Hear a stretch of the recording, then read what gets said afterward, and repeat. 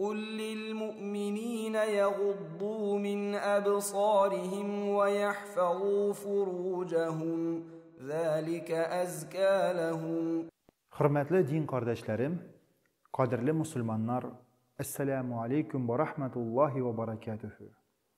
Kudretli Allah-u Teala'ga barcha maqtovlarimiz bo'lsa edi.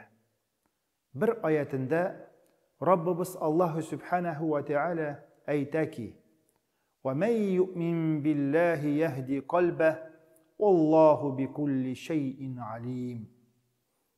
Allah'a inangan kişinin köngülün Allah doğru yolga yöneltir. Allah Teala bar nerseni de bilip dura. Yüreklerimizin içinde nerse barın görüp bulmay. Ama gamellerimiz hem işlerimiz anın nindi ikenin kursete.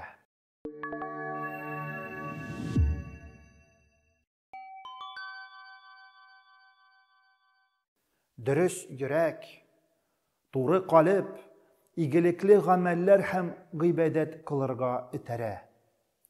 Bir vakit Peygamber sallallahu aleyhi ve sellem aytkan: وَإِنَّ فِي الْجَسَدِ مُضْغَةً إِذَا صَلَحَتْ صَلَحَ الْجَسَدُ كُلُّهُ وَإِذَا فَسَدَتْ فَسَدَ الْجَسَدُ كُلُّهُ أَلَا وَهِيَ الْقَلْبُ. Dürüstlükte tende bir it kisegi var. Eğer ol selamet bulsa, bütün ten de selamet bula. Eğer bozulsa, bütün ten de bozula. Ol yürek. Selamet yürek, fani dünyada da, ahirette de bəxtke kitire. Avuru yürek kirisince kişini yok ite. Bozuk yürek hakikatini, dürüstlükünü işite almay. Ol yaxşılıkını kiri kagıp, bar etik günah hem bozuklukını gına kabul ite. Bu turda izgi Kur'an'ın aldığı ayetinde aytilgan: İnne fî zâlike lezikra limen kâne lehu qalb ev elqas-sem'a ve huve şehîd. Mene bu hikmetlerde köngeli sizgir bulgan Allah sözüne ihtibar ile kulak salgan kişiler için sabak alırlık şeyler var. Kadirli din kardeşlerim, isigizde tutuguz. Adamlarının yürekleri ya yaktılık hem Allah'tan korku bilen tolup, tiri bulaya ise karanlık, nadanlık bilen tolup öyle bula. Günahlılarının yüreklerini tasvirlap, Allah Teala ise bizge düşüre. Fi kulubihim maradun fezadahumullahu marada ve lehum azabun alimun bima kanu yekzibun. Onların kalplerinde çir var. Şunun arkasında Allah onların çirin tağında arttıra düştü. Yalgan söyleyenleri için onlarga hater azap azirlengen. Çir düşüncesi mında iki yüzlülüğünü, nifakını, yani en naçar sıfatını anlata. Kayçan sizge yılmayıp bir türlü söylerler, ikinci türlü gamel kılalar, kayçan vəədələrin ötemiler, aldılar, bundan da yamanrak tağın ni bulurga mümkün. Gacab, ama günahlılar üzleri de yüreklerinin hakikatke bikli ikenin tanılar. وَقَالُوا قُلُوبُنَا غُلُفٌ بَلْ لَعَنَهُمُ اللّٰهُ بِكُفْرِهِمْ فَقَلِيلًا مَا يُؤْمِنُونَ. Eyttiler, köngüllerimiz perdeli dediler. Hayır, alay tügüldür. Küfürlükleri sebepli Allah onlarga lagnet urdu. Onlarning bik azıgına iman getirdi. وَقَالُوا قُلُوبُنَا فِي أَكِنَّةٍ مِّمَّا تَدْعُونَ إِلَيْهِ وَفِي آذَانِنَا وَقْرٌ وَمِنْ بَيْنِنَا وَبَيْنِكَ حِجَابٌ فَاعْمَلْ إِنَّنَا عَامِلُونَ.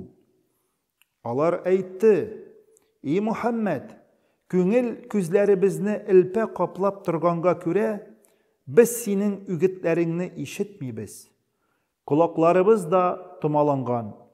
Синең белән безнең арада ниндидер бер күренмәс киртә бар.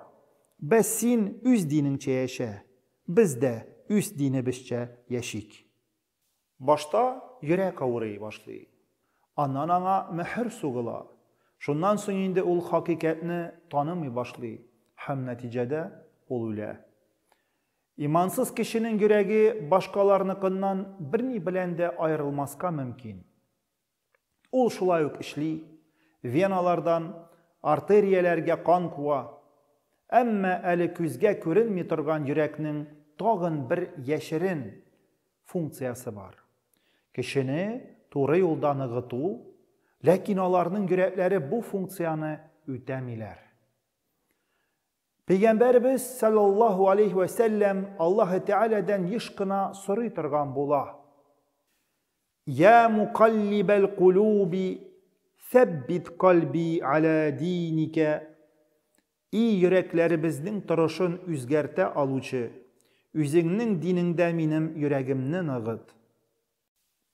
Мәсәлән, изге Рамазан айының якты көннәрендә без ураза тоткан вакытта безнең йөрәкләребез дә шулай ук гыйбадәт кыла һәм ураза тота.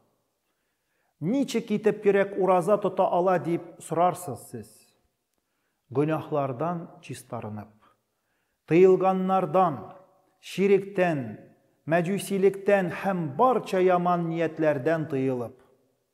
Иманлы кешенең йөрәге Аллаһны ярата, аңа омтыла, дингә һәм белемгә тартыла. Иманлы кешенең йөрәге Аллаһ Тәгаләнең нуры белән тулы. Анда наданлыкка, гаделсезлеккә, явызлыкка, көнләшүгә урын юк.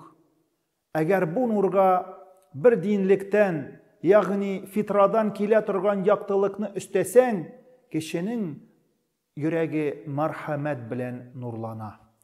Азиз дин кардәшләрем, киләсе лекцияда без ошбу теманы иншааллаһ сезнең белән дәвам итәчәкбез. Ассаламу алейкум ва рахматуллаһи ва баракатуһ.